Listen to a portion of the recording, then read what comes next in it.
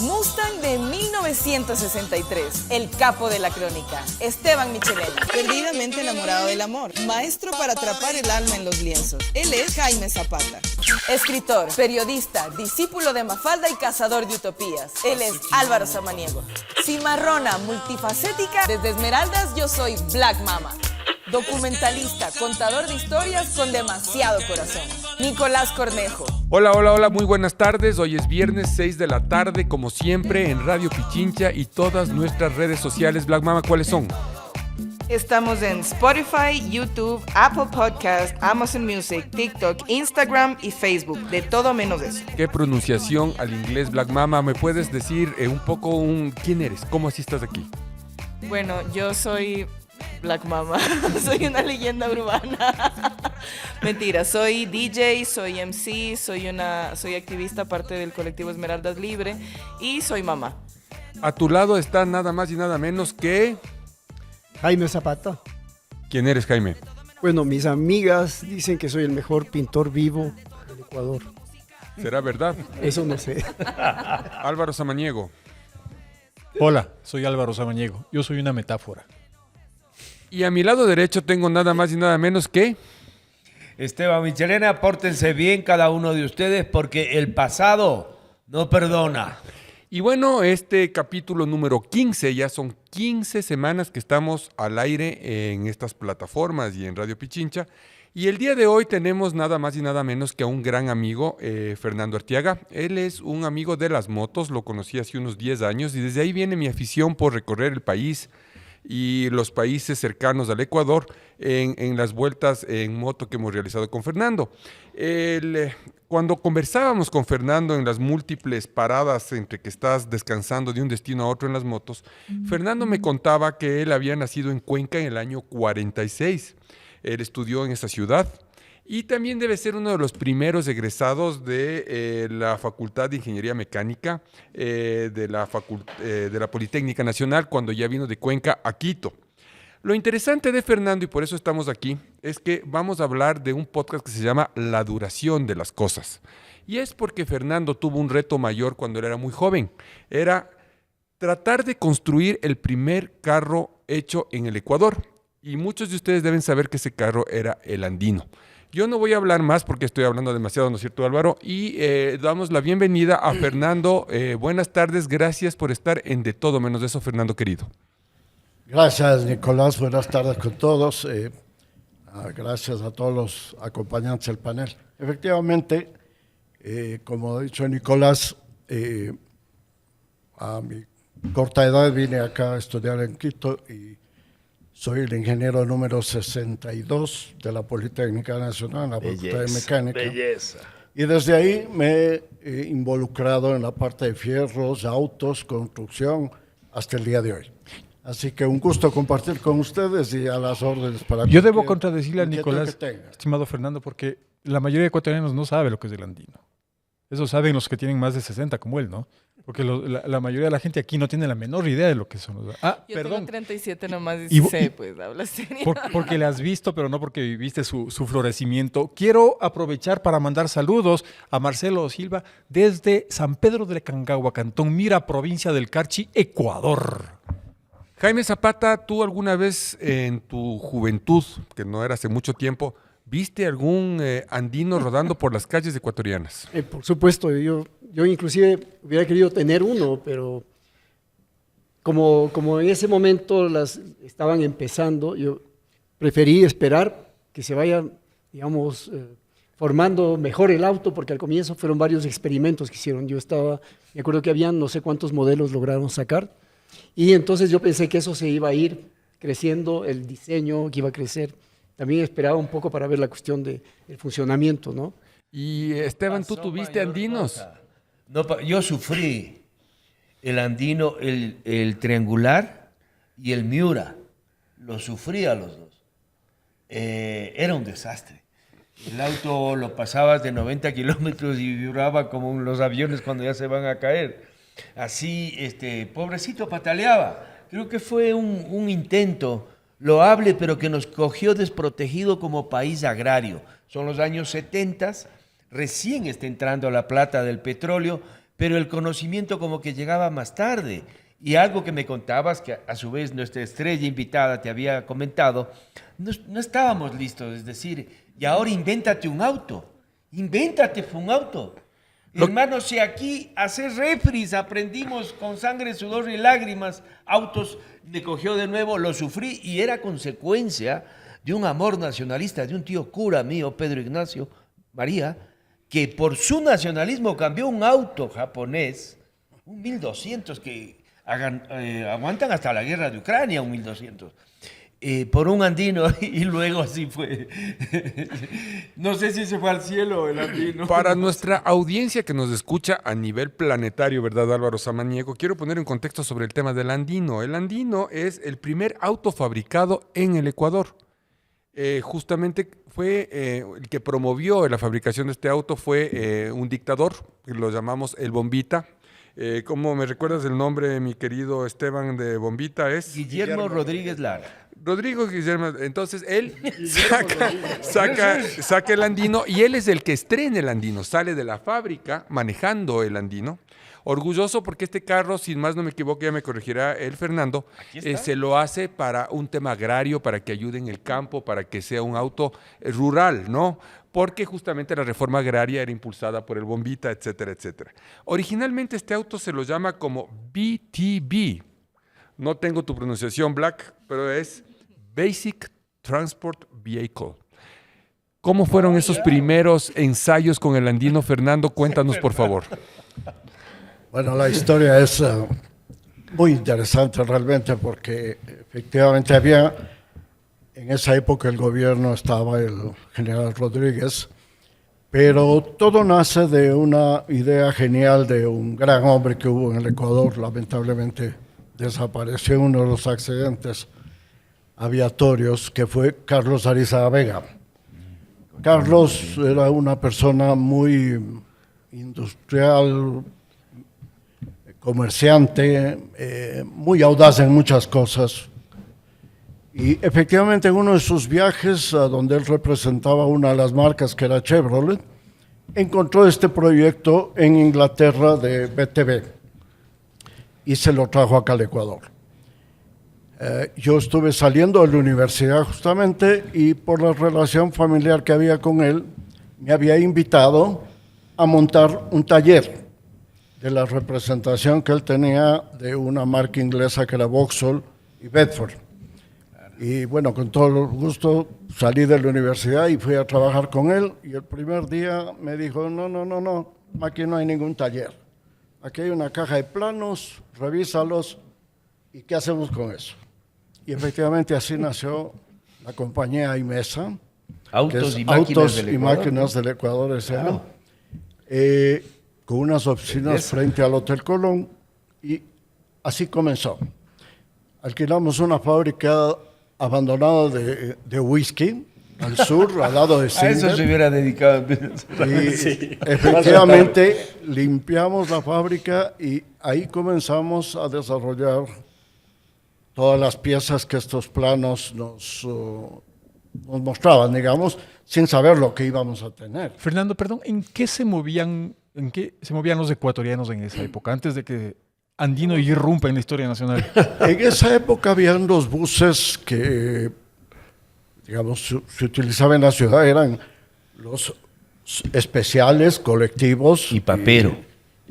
Digamos, un diferencial en precio que había. ¿Se acordarán del papero, de bus. Fernando?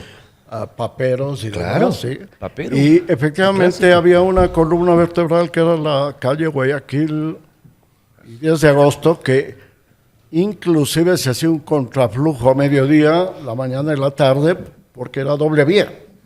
Y entonces a ciertas horas se paraba y se había un solo contraflujo. Perdón, pero es el momento de la lección. Iñaquito 1 Villaflora, Rumiñahui 2 Santo Domingo, 3, ¿cuál es la línea Colón número 3? Camal. Colón Camal. Perfecto. Colón Camal. La 4, Belisario Betán. Quevedo. ¿Cuál fue, La 10. Fernando, este primer reto? ¿Cuál dentro del auto, el andino, los planos? ¿Qué te llegó de Inglaterra y qué tenías que fabricar aquí? Digamos, acá llegaron los planos, digamos, que eran la base de construcción del 100% de la carrocería. De Inglaterra, de la marca Vauxhall, venía, que es General Motors, digamos, en Inglaterra, venía el motor, la caja de cambios y los ejes. El resto todo se lo tenía que fabricar acá. Así que se importaron las bobinas de hierro de diferentes espesores para el chasis, la carrocería, y se fue desarrollando. Al comienzo, como no teníamos ninguna maquinaria, se alquilaron en la fábrica de ascensores que había en esa época acá, y ahí comenzamos a doblar y cortar las piezas que era un rompecabezas realmente. Y fabricamos los primeros vehículos y se hicieron varias pruebas. Me acuerdo el día que salió el vehículo número 4, después de las 3 primeras pruebas, dijimos, bueno, este sí lo vamos a probar.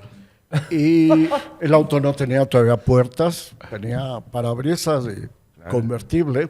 Una lona. Y con mi cercanía con la ciudad de Cuenca, dije, la primera cosa es la Cuenca. Así que tuve el viaje con un compañero, un mecánico en el vehículo, fuimos a Cuenca, salimos bien de la prueba y esto comenzó en más o menos febrero del año 73.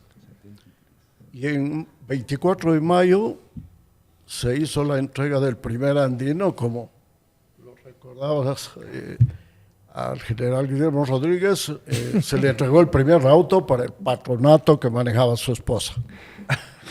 Obviamente fue la coincidencia de la época que él estaba en. Dicen que se lograron crear 1000 unidades, ¿no? Y que algunas incluso se exportaron poquito a Colombia. La idea, Fernando, era que este carro sea duradero, que dure, que pase, que... Sí. Este es un auto realmente concebido para el trabajo de campo, trabajo simple, y era una mecánica absolutamente simple, no tenía ninguna cosa más allá de lo mínimo necesario. Así es. Este proyecto se ensambló básicamente en la India, que se llamaba Harimau o Tigre.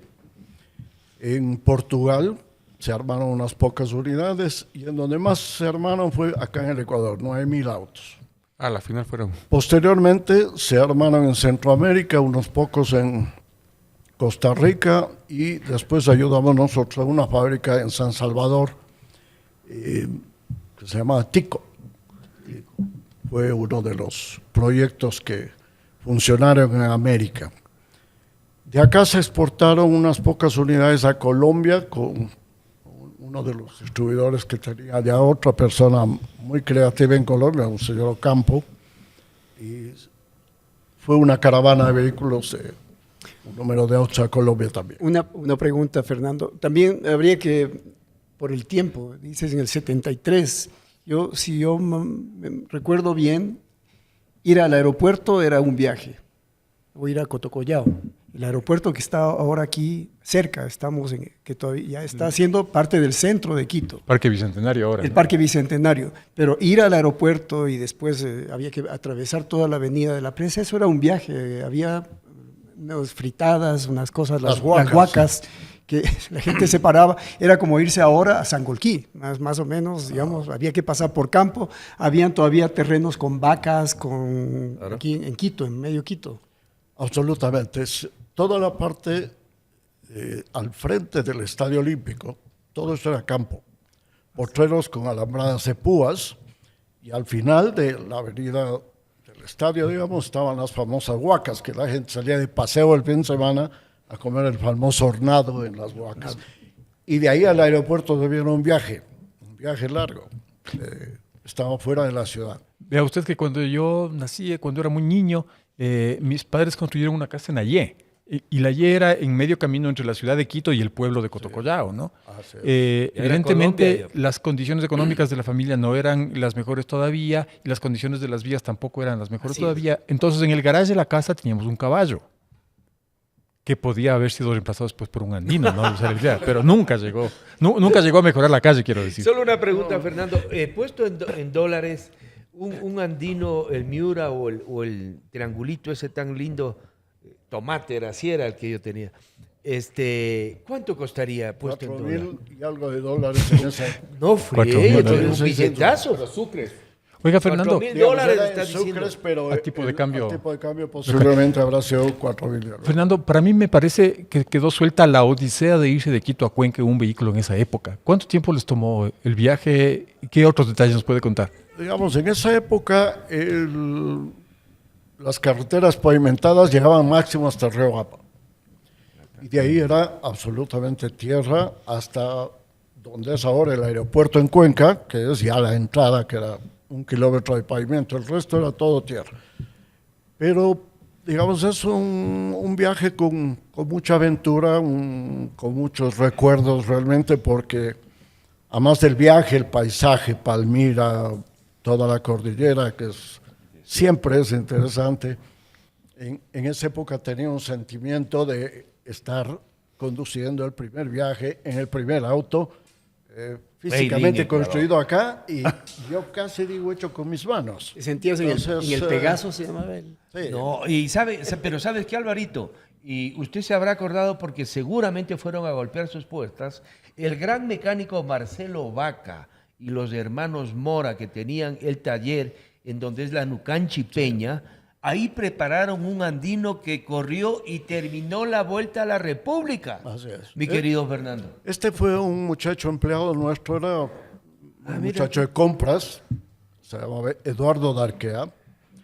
Él tenía un andino, un Miura, y él, por su afición a los autos también, preparó su auto y corrió la vuelta a la República. Y fue, obviamente, toda una tarea porque acompañamos todos los de la fábrica con los abastos en diferentes partes. Y efectivamente la gran ilusión era que termine. Eso, Nada más. claro. Y terminó bien. Como el Entonces, París-Dakar. Fernando, de las piezas que se hicieron para el andino localmente, ¿cuál fue la más difícil? Digamos, lo más complicado es el chasis, porque el chasis tiene una condición de exactitud para recibir el motor, la suspensión y obviamente hacer todo lo que el vehículo debe hacer al curvar, en la suspensión y demás. Entonces, el chasis físicamente era construido a mano con 1 metro.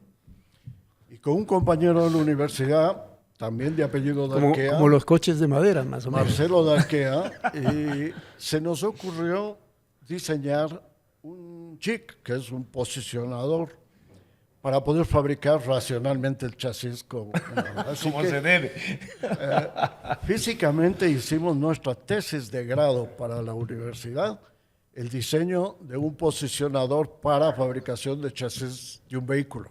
Perdone que insista, pero ¿cuánto se demoraron en llegar a Cuenca? En horas o en días, no importa. No recuerdo exactamente, pero deben haber sido 8 o 10 horas.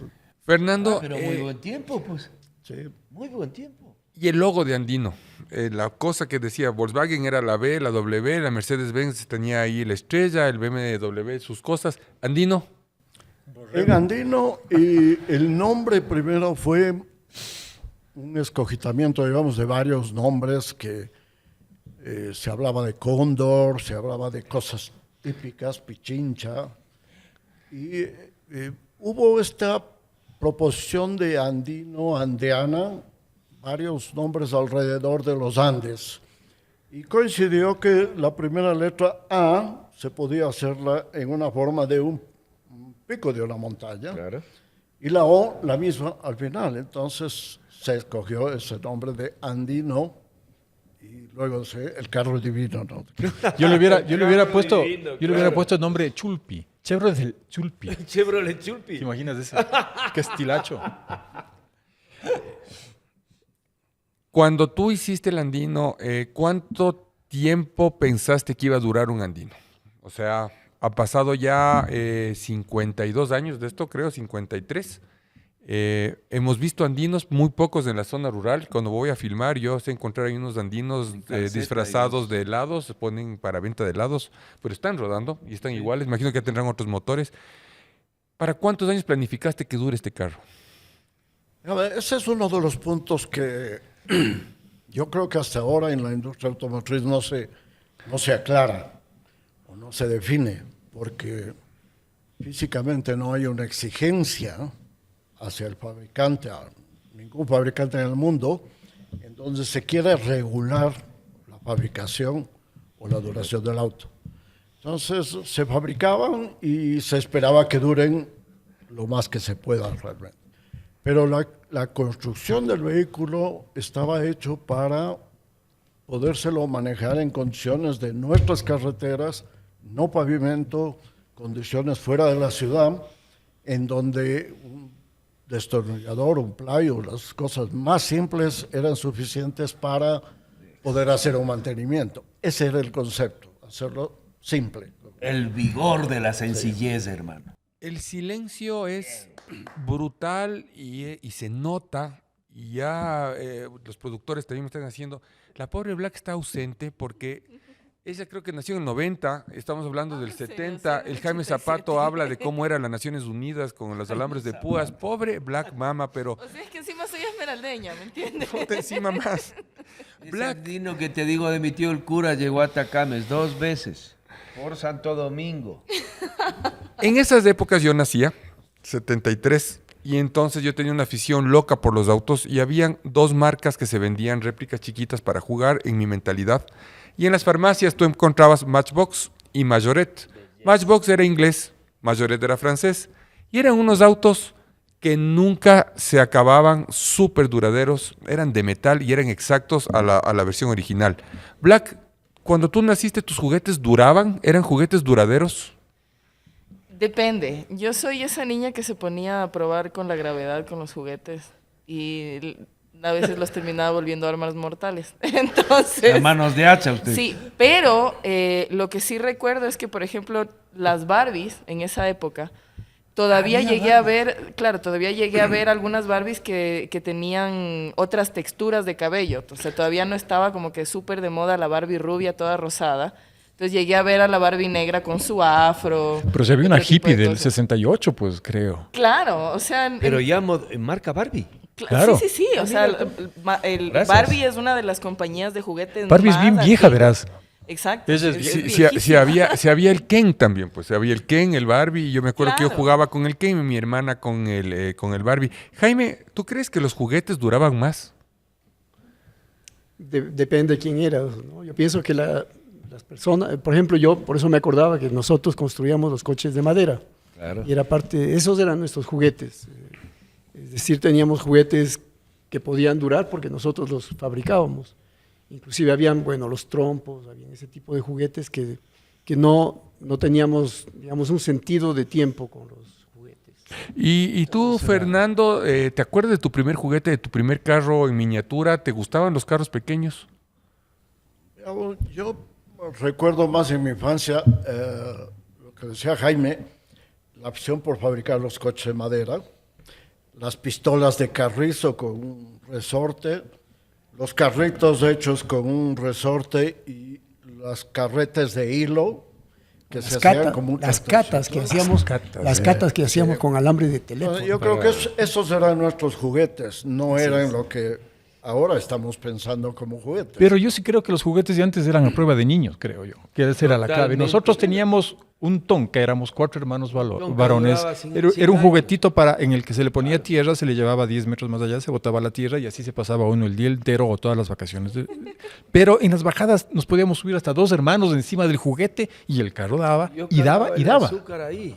El azúcar que me mandaba atrás de la camioneta a mi taita, le ponía una tabla y ahí iba en el Tonka. Pero había, Fernando, querido, unos carritos que vendían en la feria artesanal de Ambato de Finados, de madera, un acabado espectacular que simulaban ser los buses Santa, me acuerdo, o Flota Imbabura. Carrocerías Thomas. Pero eran hermosos, de madera, ¿se acuerda, Fernando? claro. Y mire, duraban y duraban 2 que 3 infancias del mismo carro, hermano. Esos eran los juguetes de esa época, ¿verdad? Eran artesanales. Y entonces, ¿por qué las cosas duran cada vez menos? La respuesta es evidente. Han sido diseñadas para romperse en poco tiempo, para quedarse anticuadas en unos meses, para empujarnos en esta loca carrera del consumo compulsivo. Y a esto nada más y nada menos se le llama la obsolescencia programada. Álvaro, ¿nos puedes hablar algo de eso? Sí, yo había investigado y fíjate, en esta investigación llegué a una conclusión bien interesante, que hay tres tipos de obsolescencia que se parecen mucho a ustedes tres, y les voy a decir así. El señor Michelena Gracias por representa no a la... incluirme en ese Espérate, comentario. tú ya llegas. Señor Michelena es la obsolescencia adelantada. obsolescencia tecnológica que ocurre cuando un equipo se vuelve obsoleto debido al avance rápido de la tecnología. Ya nos pasaron por encima. El señor Cornejo Claro, va a ser representa la obsolescencia funcional, que es el desgaste, daños y fallos mecánicos. Ya se le ha maltratado tanto que ya no da. Y el señor Zapata es la obsolescencia programada. Es la estrategia que diseñan deliberadamente para que se vuelvan viejos en cierto tiempo. Esos son los tres tipos de obsolescencia. Black Mama no es obsoleta todavía, está en pleno uso, en Gracias. pleno Black don't fulgor. crack, baby. 15.000 kilómetros de recorrido contra 600.000. No pasa nada, pues, Fernando. Al final de cuentas, un artículo que no se desgasta es una tragedia para los negocios. ¿Recuerdas vos, mi querida Black, cuando te compraste tus primeras medias nylon? ¿Duraron? Espérate, lo que acabaste de decir antes de eso explica por qué no soy un buen negocio como pareja. Primero. Segundo, medias nylon, claro, a mí me tocó, o sea, y encima, extrañamente, yo siendo negra, viviendo en Quito, tenía que utilizar medias Eurocolor. Por ahí andaba yo con un Ingesa. par de charolinas y las piernas blancas camino al colegio. Y sí, obviamente, Impactante, claro, impactante. me acuerdo que habían las de 40 den, 30 den y 10 den. Entonces las de 40 eran las más fuertes, las más duras. Y esas le aguantaban unos 3, 4 lunes. O sea, sí, y a veces me tocaba chorearme las de mi mamá también. Mi mamá se las ponía para ir al Congreso a trabajar. Entonces sí duraban. Ahora uno se compra un par de mediecitas negras y en la puesta me las como. Dos puestas se van. Las medias nylon fueron creadas en unos laboratorios, con todo el respeto a la pronunciación, Jaime Dupont, me imagino que es francés. Y cuando comenzaron a comercializar las medias nylon duraban muchísimo y la empresa comenzó a quebrar. Entonces tuvieron que cambiar la estrategia para que se comiencen a romper y que puedan un poco sobrevivir y que generar más demanda y etcétera, etcétera. Entonces por eso se rompen las medias nylon. Punto de orden. No te olvides que, y esto era un término mecánico, cuando se rompía la banda del motor se le ponía una media nylon. Se resolvía así la emergencia hasta comprar la banda nueva. ¿Sabes qué? Esas medias aguantaban Claro, todo. Qué buen ejemplo. Esperado te nota.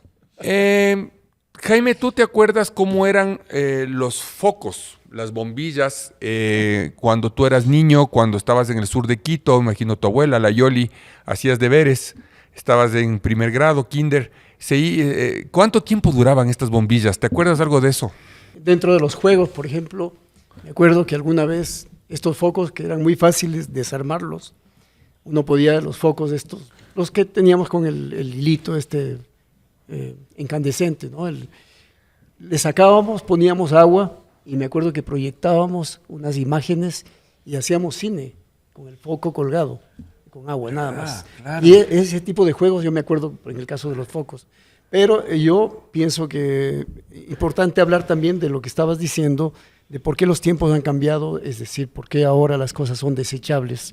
Y lo que tú decías del consumo, que es importante hablar, pero que también es eso. es porque nosotros hemos cambiado, porque yo pienso que la sociedad ha cambiado y, por ejemplo, en el siglo pasado, ser joven era mala palabra. O sea, todo el mundo a los 18 años ya quería ser adulto porque era la única manera, un joven no valía, un adulto tenía mucho más respeto y podía trabajar y podía hacer, digamos, cualquier tipo de actividades. Mientras que ahora la adultez, en cambio, es desechada, es decir, la adultez es lo que menos vale y la juventud, después de los hippies decían que no hay que confiar en nadie después de los 30 años. Ese fue el movimiento hippie y desde entonces se ha dado, digamos, un cambio tremendo en la sociedad, es decir, la ancianitud, la parte esta. Y también la otra cosa importante que tienes que aclarar con esto del consumo es que cada año aumentamos 3 meses la duración de vida. Entonces tenemos jóvenes que tienen todavía un futuro adelante de 80 años, porque supuestamente vamos a vivir 100 años. Entonces, pensando en esto, también se produce que las cosas se tienen que consumir, digamos, de una manera, no al contrario de antes. Antes te ibas a morir más pronto y hacías muebles mejores, que duraban para toda Un puntito nomás para preguntar a Fernando. Fernando, es un tema de una imposición del mercado que obliga a las sociedades a adaptarse a esa dinámica que muchas veces tiene una consecuencia tenaz, que el que no puede consumir está excluido, Fernando. O sea, pelado que no tiene el iPhone 8900 es un perdedor. Y el pana que no renueva auto cada 5 años es otro perdedor. Y la sociedad te sanciona en virtud de tu habilidad para embarcarte en esa euforia de consumo. Le voy a plantear al Fernando una pregunta que tiene que sabernos explicar. Bueno, yo Pero, le dejo flotando pero esta, antes Fernandito. de eso, yo tengo que ser un poco políticamente correcto por el respeto de toda la gente que nos escucha a nivel mundial, ¿no es cierto?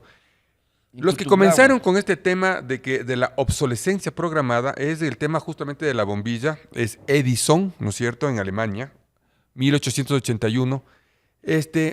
Los primeros focos, las primeras bombillas duraban 1500 horas. Imagínense, era pésimo negocio, no se quemaban nunca. Claro. Luego comenzaron a durar 2500 horas. Y entonces los fabricantes de bombillas se comprometieron en un programa de estandarización, en donde todos se comprometieron a que se gasten en 1000 horas de uso. Entonces, desde ahí comenzó justamente este tema de que las cosas tienen que acabarse para poder comenzar a generar el negocio. Y vino el negociado de los focos ahorradores, Fernando. Una vez que el Fernando hace el andino, hará el cóndor, hará el gacela, Claro. ya hablaremos de eso en otro programa. En San Él Remo. representa General Motors.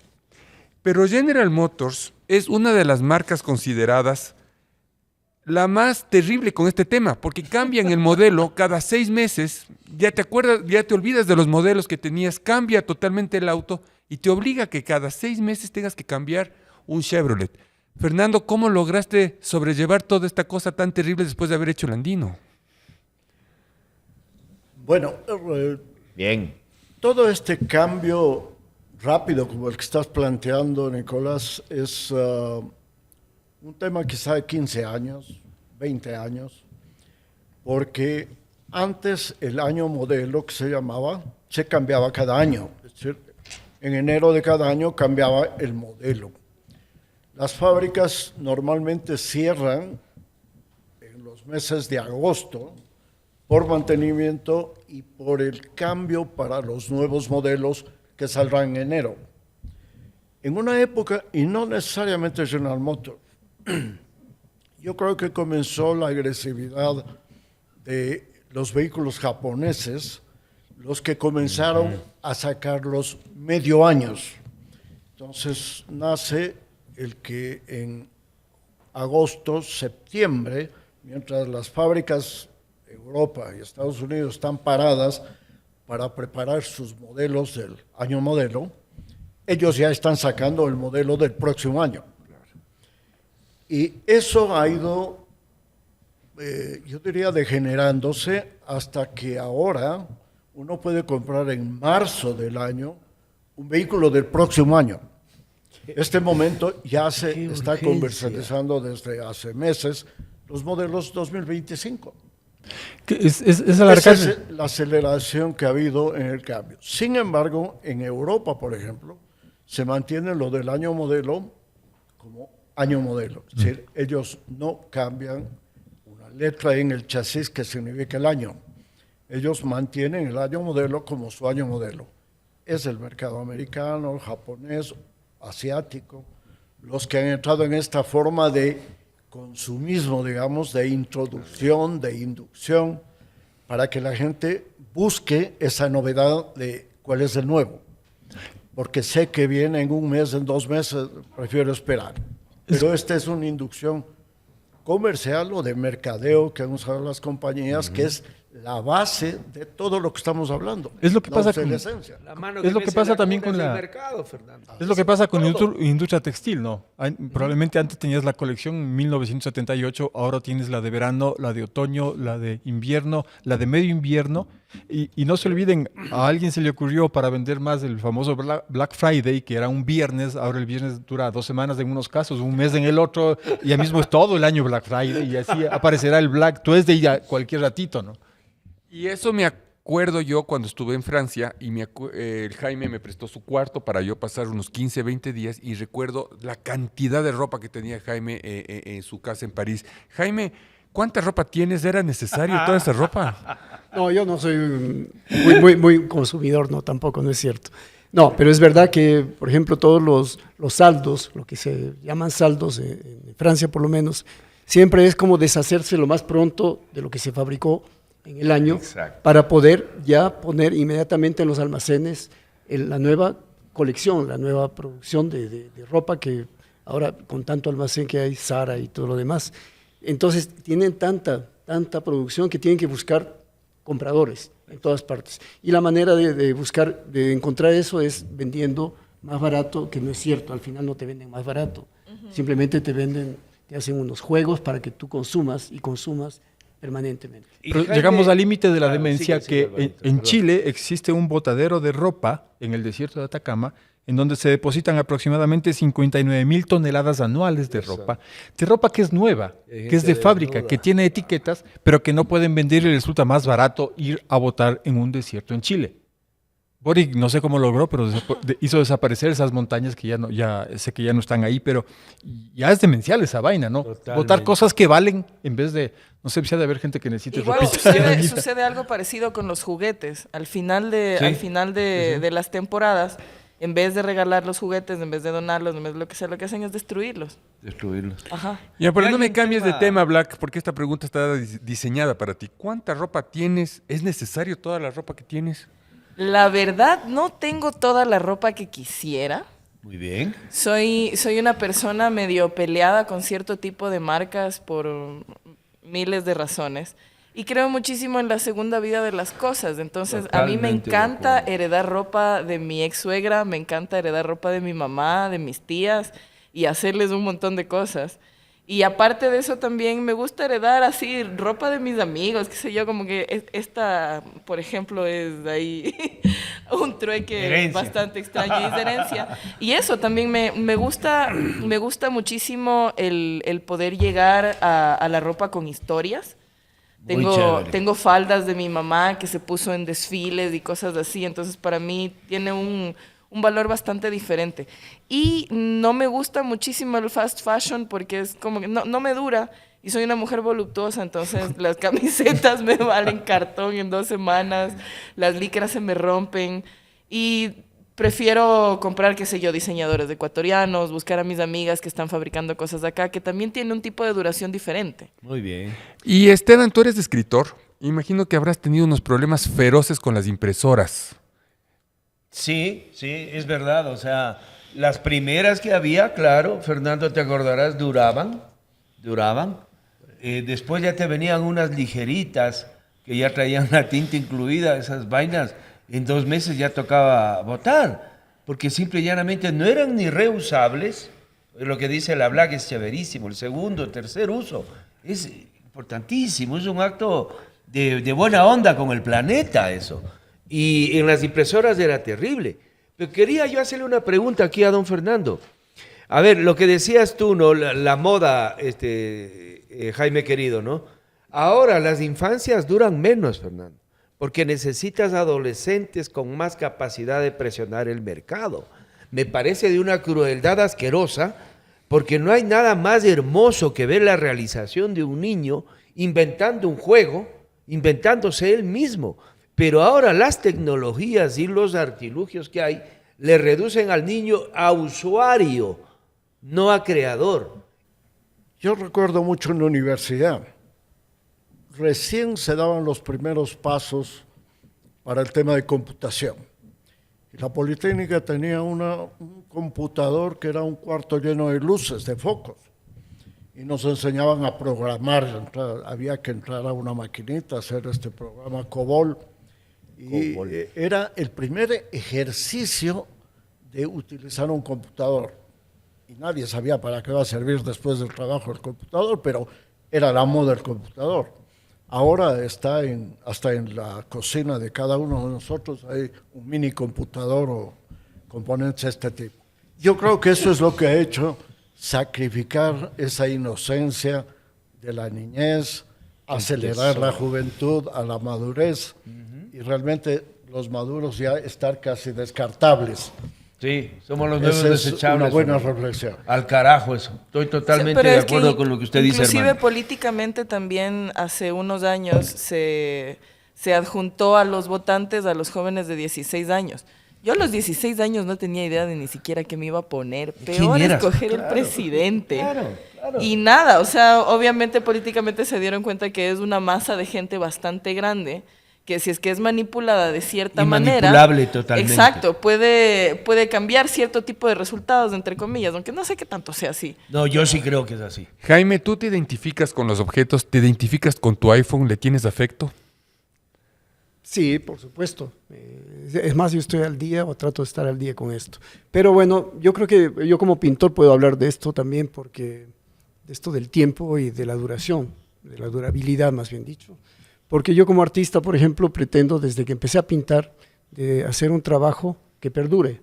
Entonces, eso significa que tengo que tener por lo menos una idea de cómo voy a trabajar y con qué materiales voy a trabajar. Entonces, hay muchos artistas ahora actualmente que, por ejemplo, trabajan con nuevas tecnologías, con acrílicos o trabajan con materiales nuevos que tienen el mismo problema que cualquier otro producto, digamos, de consumo. Pero yo sigo trabajando con los materiales que son los que han perdurado desde hace 500 años, es decir, pigmentos, que además no es ninguna cosa rara, es decir, pigmentos, tela de lino, si es posible, que es un vegetal, ¿no es cierto?, no algodón, si es posible, para que no, es muy frágil el algodón, y después esto, digamos, tener una técnica que haga que en el tiempo la humedad, ¿no es cierto?, el sol, todo eso vaya permaneciendo en el tiempo y dure esta pintura. Y eso es en todo, yo pienso que nosotros, pero también hay que ver, por ejemplo, en el caso de muebles, IKEA, lo que yo les decía, IKEA, son muebles que se parecen a los muebles que hacían en Suecia antes, pero que son muebles hechos para durar un año.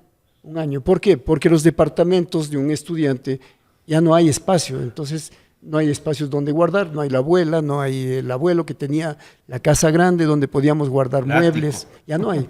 Entonces todo está hecho para botar la basura y para ser reciclado, que es otra cosa que también es bueno para el planeta. Cuando armábamos este podcast en un Zoom, tenemos nuestras pequeñas reuniones editoriales, hablábamos de cómo teníamos que seguir tratando este tema de la duración de las cosas, y el Jaime dio un punto muy interesante en esta reunión que era justamente, bueno, no son solo las cosas, también ahora la duración en el amor es totalmente diferente, ¿no es cierto? Pero hay un preámbulo a esto, ¿no? ¿Realmente te identificas con los objetos? ¿Realmente te identificas con las personas? ¿Hay identidad? Cuando tú te compras un auto, ¿tú sientes que es tu compadre o sientes que lo vas a botar? ¿Respetas a los objetos? Jaime, ¿tú crees que ahora se respeta a las personas, se respeta a las parejas? ¿Cómo ves el amor ahora? ¿Es igual que antes? 17 preguntas. No, yo pienso que tiene que ver, como te digo, con la sociedad en la que vivimos. Aquí, por ejemplo, en Ecuador, tenemos una noción de espacio y de tiempo que es distinta a la que tiene un francés, porque las cosas van cambiando según también las sociedades. Yo pienso que nosotros todavía tenemos esa idea de que tenemos tiempo y de que tenemos espacio. Por ejemplo, todavía pensamos que podemos tener una casa grande, ¿no es cierto?, con espacios grandes, porque quizás es más fácil obtenerlo acá, inclusive no solamente cuando tienes dinero, sino que tú te vas a ver todas las casas que estamos con problemas en las montañas, son casas de 3, 4 pisos construidas de la nada, que nadie sabe cómo, pero aquí puedes tener esa idea de espacio. En otros lugares no, ahora son cuartos de 10 metros cuadrados en los que tienes que vivir varios años. Si vas a estudiar medicina o lo que sea, en un país como estos, vives en un cuarto pequeñito, donde no tienes espacio más que para la cama, un escritorio y tu computadora. Entonces, en realidad, no puedes darte ese lujo. Entonces, yo pienso que eso también afecta las relaciones humanas y hace que las personas ya no estén pensando en los nietos que van a tener, no estén pensando, ¿no es cierto?, a quién la construir la gran casa para dejar a los hijos, sino que están pensando en lo inmediato, en lo más rápido. Y ya nadie te quiere olvidas. tener hijos también. Claro. Y además, Yo creo que el señor Cornejo pasó demasiado rápido por un temita que yo quisiera recoger de nuevo, que es, hay gente que piensa que los objetos inclusive tienen memoria. Uno le coge cariño a ciertos objetos, ¿no? Obvio. Y voy a referirme, como siempre lo hago, al Japón, en donde hay una técnica que se llama el kintsugi, que es una técnica para reparar cerámica rota. ¿Por qué reparan la cerámica rota? Porque dicen que hay que rescatar la memoria del objeto. Y a la final, quienes pegan esa cerámica le dejan en mejor estado de lo que estaba La originalmente. sueldan con oro, ¿no? con oro en muchos de los casos, ¿no? Entonces, es eso versus el desecho absoluto, total e inconsciente de los objetos, ¿no? Esto ya tiene 5 años, bótese. Pero tiene mucho que ver con el tema de la lógica de cariño con los objetos, una relación a largo plazo con los objetos. Fernando, hoy día que veníamos con el equipo de producción en el auto, en el tráfico, en la lluvia, pensábamos, ¿cuántos años tienes vos de matrimonio? ¿Cómo es esa relación contigo? ¿Cómo la concibes? Y cuando tú ves que ahora todo el mundo se divorcia, ¿qué piensas? Acabo de cumplir 50 años de matrimonio hace un par de meses y yo sí creo en el matrimonio para toda la vida. Yo creo que uno no piensa en la juventud, sino en la emoción del matrimonio, los hijos, después los nietos, la construcción de bienes materiales, comodidades. Y después viene un periodo de paz en donde creo que hay un poco más de reflexión. Y yo creo que esa reflexión es la válida porque una vejez sola o una vejez acompañada debe ser muy diferente. Entonces creo que uno trabaja en el matrimonio muchos años de convivencia, de entendimiento, de compenetración, pensando en esos años en donde uno necesita la compañía. Vuelve a ser un niño que necesita de la mano de ayuda de sus padres, digamos. En este caso, la ayuda es esposo y esposa. Entonces, sí creo que tiene un sentido muy fuerte el matrimonio para mí, que sea para toda la vida. ¿El tuyo, Jaime? Yo no sé, como te digo, yo vivo tanto tiempo en Europa que quizás eso me ha cambiado un poco la idea. Yo me acuerdo, por ejemplo, un verano, no sé, hace 10 años, creo que fue en Francia, que murieron 15.000 ancianos en los asilos de ancianos, en sus departamentos solos. Es decir, ya la idea del viejo o de los viejos no es igual que la que teníamos acá, que podían vivir con la familia. Los abuelos eran parte importante de la familia, como profesores casi de la vida. Y en cambio, otras sociedades de a poco se van desprendiendo de y van desechando un poco los viejos hacia un lado. Entonces, esto es, a mí me encantaría, pero yo te digo, en mi caso, yo pienso que la vida ha sido un poco complicada, porque he tenido un poco una vida, digamos, llena de gente también que han tenido vidas complicadas, de viajes o de distintos países, y eso ya son lo que se llama en Francia estos matrimonios mixtos, ¿no? Que uno es un africano, el otro es un francés, o una musulmana con un católico. Es decir, hay una serie de cosas que pasan en el mundo ahora que hace que los matrimonios no tengan la misma idea de alguien que se casa del mismo barrio, como decía Sábato, del mismo barrio, de la misma cultura, que les gusta el mismo plato de comida. Entonces, muy difícil. ¿Cuántas relaciones has tenido, Black, o cuánto tiempo te dura una relación? Qué fea pregunta, déjame decirte. Tenía eso que no hacerte se le a ti. Pregunta a una dama. Acójase al derecho del No, silencio. en realidad soy un caballero sin memoria. ¿Sabes qué está? Acójase al derecho del silencio. Solo un apunte, Alvarito. Uno. si me No, permite. solo Tenga déjame usted. responderte esto. Ah, ya, la sí, la se va a relación responder. Va a más responder. larga que he tenido en toda mi vida han sido 8 años. Y en realidad en un punto sentía que mi abuela creo que fue la primera persona que me dio el mayor ejemplo de que uno no tenía por qué aguantar pendejadas si no quería. Y mi abuela en algún punto de su vida se separó de mi abuelo, que en paz descanse también, que lo quería muchísimo, pero creo que como una mujer negra, en esa época, el poderse separar, el poder decir, me hago cargo de mis hijos, para mí fue un ejemplo loquísimo y súper grande. Entonces, yo después de 8 años estaba en esto de, no sé si echar 8 años a la basura, pero luego me di cuenta que tenía como unos 70 más para vivir y dije, ok, estos 8 años pueden acabar aquí. Bien. No te voy a decir cuántas relaciones he tenido, pero tal vez esa ha sido como que una de las más importantes.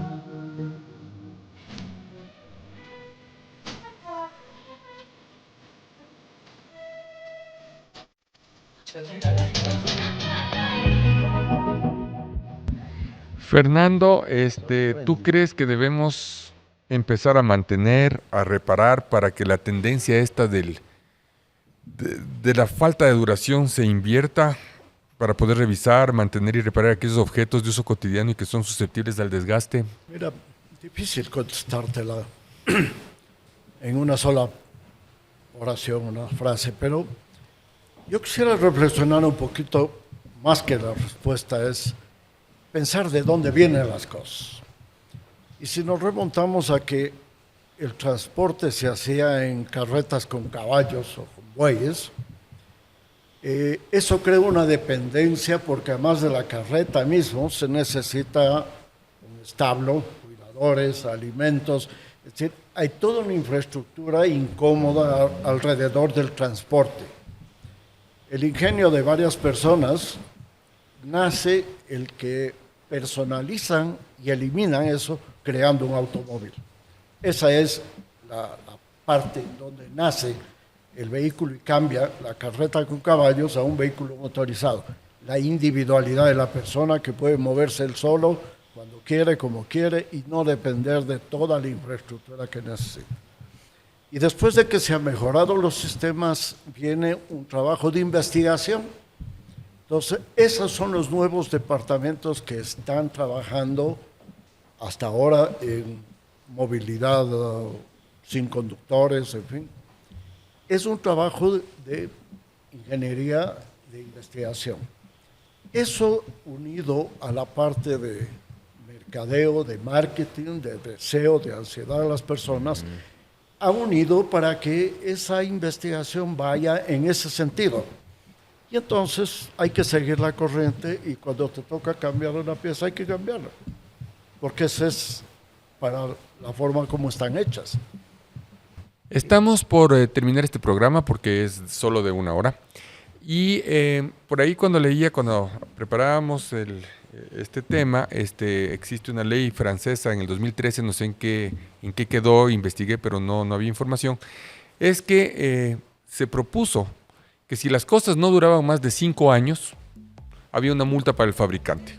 Y entonces yo creo que hay que comenzar a generar ese tipo de iniciativas para que las cosas duren un poco más, para que las cosas se cuiden un poco más y dejemos de contaminar al mundo. Qué bestia, ¿no? Qué horrible terminar con esta, santificar el ambiente. Pertinente.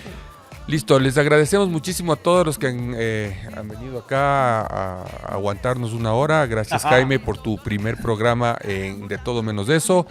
Y les esperamos como todos los viernes en Radio Pichincha. Y además de eso, quiero comentarles que estamos en la Casa Taller Jaime Zapata, que este rato está en transformación a su fundación. Y aquí será uno de los museos más importantes del Ecuador. Les mando un abrazo grande a todos. Gracias por su presencia. No me obsoletees todavía, ve. Un abrazo grande.